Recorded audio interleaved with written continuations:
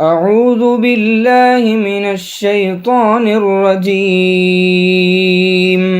ولقد جاءت رسلنا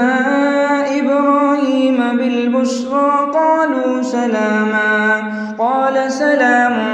فما لبث أن جاء بعجل حنيذ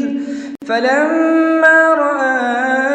أيديهم لا تصل إليه نكرهم وأوجس منهم خيفة قالوا لا تخف إنا أرسلنا إلى قوم لوط وامرأته قائمة فضحكت فبشرناها بإسحاق ومن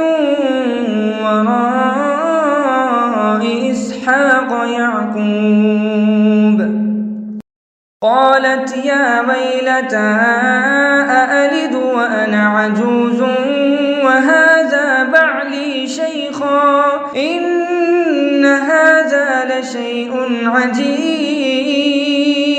قالوا أتعجبين من أمر الله رحمة الله وبركاته عليكم أهل البيت إنه حميد مجيد.